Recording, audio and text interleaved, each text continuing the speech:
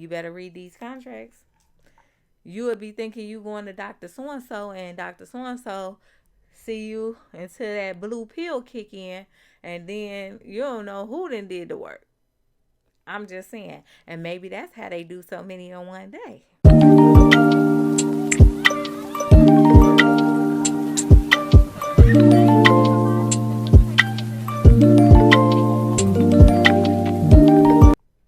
Essential questions to ask a plastic surgeon during consultation. Okay, consultations help you make the most confident choice. The majority of each consultation should be with the surgeon you're considering, not just a patient coordinator. That's what I liked about Dr. Singh, the surgeon that I chose. She's out of Atlanta, and all of my questions were answered by her. She does have a coordinator assistant, but she is able to ask a question if I ask, answer a question if I ask. But initially, Dr. Singh, the actual surgeon, answered each and every one of these questions for me. And I typed her answers too. So the first question I asked is, am I a good candidate for this procedure? Is this the right choice for my body and the goals that I have for me? So I had to tell her like what I was looking for, because I'm not looking to be skinny. I don't want to be skinny. I want to subtract. I'm not doing any additions. I just want to subtract. I want to subtract this stomach. That's what I want to subtract. I have enough booty. I'm good. I'm very good in that area. But it's this stomach that is my main issue and concern. Okay. And if we want to be honest, I breastfed Maya for like 7, 8 months. So I could use the breast lift too. Action. So I explained to her what my goals were and what my goals were not. And I didn't show her any body goals picture, because I'm me. I just want you to fix up what I'm doing. I mean, I'm not trying to clone myself into somebody else. That's not my goal. So, one good thing to listen for is the surgeon evaluating the area in which you have designated to get surgery on. So, she gave me information related to my body and my body type and my labs, because I did send her information off of my chart so she can see my blood levels, hemoglobin, just everything, all the tests that I've had. I sent it to her so she can look over it. And so she was saying that she is a plus size plastic surgeon specialty. So that is her specialty, is plus size women, and that's me. Um, she doesn't care about what your BMI is as long as you're healthy. She doesn't care about your BMI. She wants you to be healthy. So you can be skinny and have all types of ailments, just honestly. So what matters is your health. Because if you have a low BMI and you're not healthy, that puts you at a greater risk, right? So I love that about her. I also asked her, how many of these surgeries do you perform each year and each day, on a weekly basis, even? How many do you perform? And so, what to listen for is a surgeon that performs a limited number of procedures per day. This can vary, you know. Many people have reported, especially people in the Dominican Republic, that the surgeons are whipping them in and out doing 10 and more a day. You know what I'm saying? And that's just ridiculous. Also, what I found out recently was one of my new internet friends informed me that on her surgeon's contract, you're giving permission for that surgeon and or one of his people to assist or even operate on you. You better read these contracts.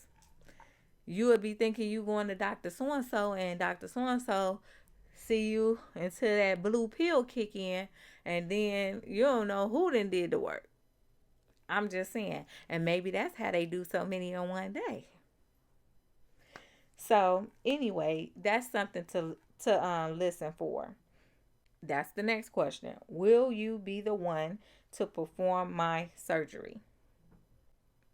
On Real Self, members there, particularly those who had surgery in Miami, reported being passed off to another doctor on the day of surgery.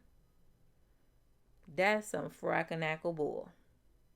And that's another way that they clinic kick out more people. Because now you're here.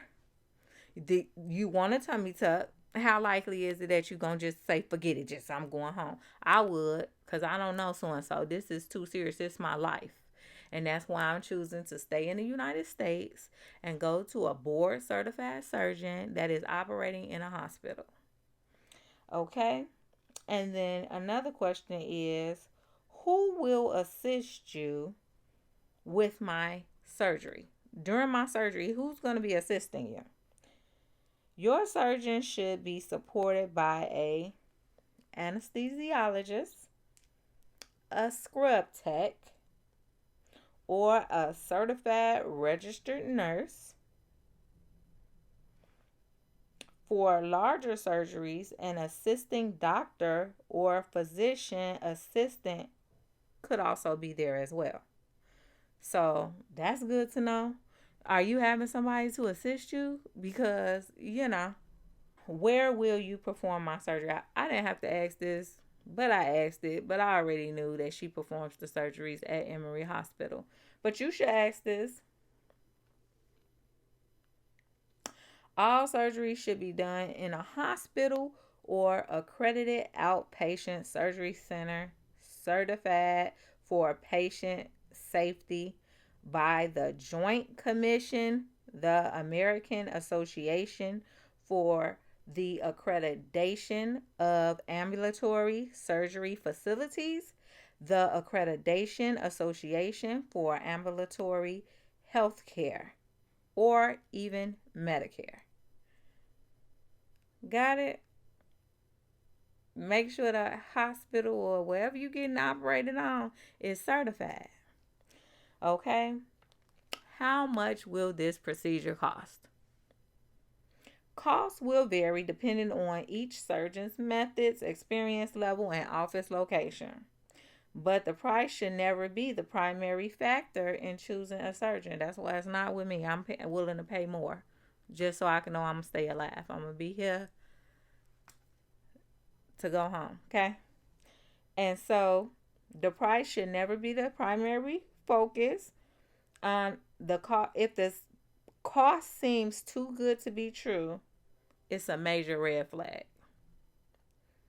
Ask for a breakdown of what's included in the quote so you're not surprised by the additional fees, and you can compare apples to apples. So when you're talking to one surgeon, you can compare. So like with Dr. Singh, let me tell you everything that's included with hers. And that total price of the $11,000 is the surgery, the operating room fees, the anesthesia fees, lymphatic drainage massage, 2 fajas, and any and all pre-op and post-op care. She doesn't have a specific number of times. She wants you to stay in Atlanta for 3 to 4 weeks. I'm not doing that. I'm going to be there almost 3 weeks. 2.5. I'm going to play it by ear. Okay? But I'm not trying to stay out there that long. I'll fly back to get a pre-op appointment. A post-op appointment. I'm going to be there for at least 2.5 weeks. So I'm going to be then seeing her at least 2 to 3 times during that time frame. And I'm going to be then had lymphatic massages at the clinic. But I'm not staying there forever like that. No, I can't even do it the way my funds is set up. I got to come on back. So that's what's included with the $11,000, and that's a lot because a lot of people are buying all this shit a la carte. Okay, the fajas and this and that. Let's just include this. So that's cool. I like that. What risk should I consider, and how likely is it that I'm gonna have risk? The surgeon should be very frank with you and honest. Another question you can ask your surgeon is, do you have malpractice insurance? In most of the US, your surgeon will have malpractice insurance that covers them in the event of a claim. In certain areas of the country, particularly Florida, surgeons are more likely to be self insured or bear. You want to know if they have malpractice insurance because you want to get paid if something happens. Okay. Do you have hospital privileges to perform the procedure you're recommending for me? That was so important to me. Just to me, it's important to me. And the answer was yes. Your surgeon having the ability, the admitting privileges, the privilege to be able to admit their patients for surgery into a hospital, that also is a great way for you to evaluate your surgeon's quality because hospitals do extensive background checks taking up to 90 days or more to ensure that a doctor is able to be allowed on staff, to be allowed to come into their hospital to do surgery. Many doctors on Real Self list their hospital privileges in their About section of their Real Self profile. Let me tell y'all what Real Self is in case you don't know what Real Self is. Real Self is a site and they do extensive background checks on doctors, and people go on there and they put reviews of doctors, good and bad. They say what they want to say. And so you should definitely check Real Self out, okay? realself.com. Another question is, who's going to give me this anesthesia? Your anesthesia should be administered by a board certified anesthesiologist or a MD with extensive medical training, okay, or a certified registered nurse anesthetist, okay? Keep in mind that having anesthesia is a risk, and a board certified anesthesiologist could increase your safety because getting put under, you may not wake back up. Okay, just being honest. Like, they give you too much, you don't know what the hell they doing. You may not work up in that piece. Okay, so that's a very important question too. Where will I recover after my surgery, and will I have continuous care by a trained medical professional? Because some of these places do the surgery and see you by. They pushing you out in a wheelchair before you could get the damn IV out your arm. So confirm whether or not you'll be recovering in a hospital, a recovery facility, a hotel, or at your house.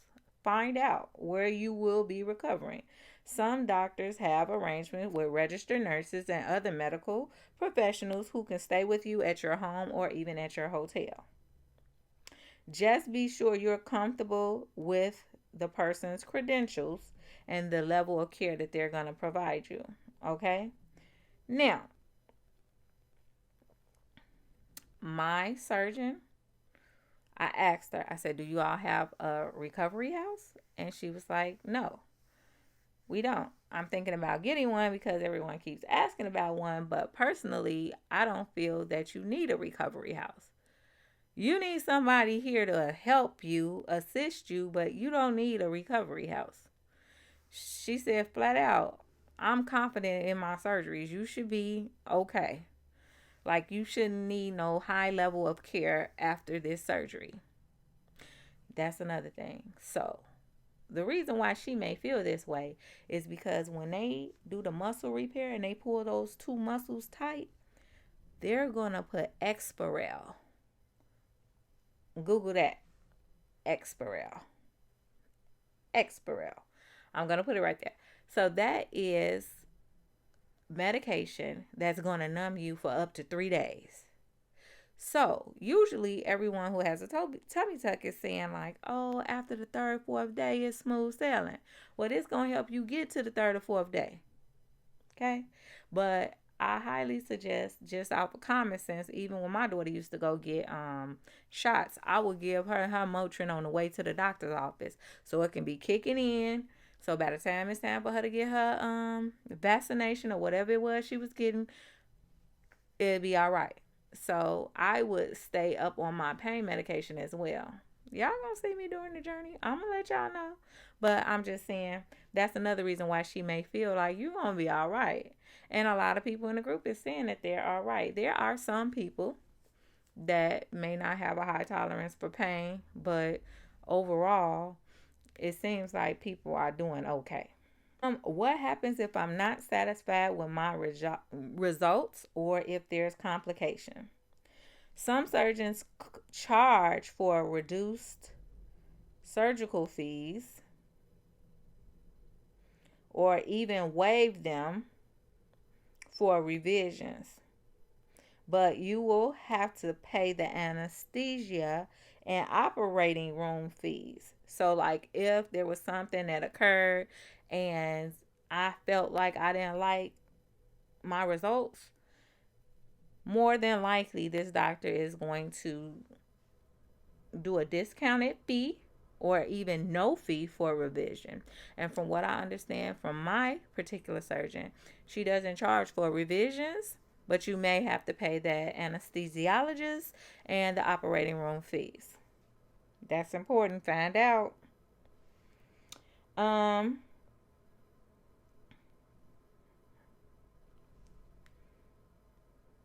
if you've chosen an experienced surgeon with proper training and certification, one of the most common sources of dissatisfaction is results not living up to the patient's expectation. That's why it's so important to communicate upfront about your expected results and follow recovery instructions fully. Okay? So it's very important for you to communicate that with your surgeon, what exactly you're expecting to walk away looking like. So you don't, and is it realistic that I'm going to be looking like this? You know, and is this a realistic expectation? What should I be expecting? So that's a conversation you would have to have. So those were how many? About 13 questions that you should ask your surgeon. If I come up with anything else I feel that that I will need to ask my surgeon, I will share that with you. I am already thinking that I'm going to ask my surgeon for a list of recovery supplies, because although I have compiled my own list, and that's another video that I'm going to do before the pre-op appointment. It might be after the pre-op appointment, but nevertheless, I'm going to do a pack my bag, what's in my bag video, so you can know exactly what I'm taking with me to Atlanta for my surgery. Okay, and again, like I said before, other people's videos helped me and gave me comfort and a little bit of peace. So I hope my videos can do the same for you. And if you have any questions, please ask them in the comments. We're keeping it positive, people. Negativity, you will get blocked and deleted. Okay, I don't have no energy for that. We're gonna have positivity. Don't forget to over like and here, subscribe so and you if can you follow can't be my journey. positive, you're out. Okay. All right. So, any questions that you have, please put them down in the comments. Go ahead and subscribe if you want to join me on my journey to the flatlands. Okay. I'm just saying, that's where I'm going. Bye.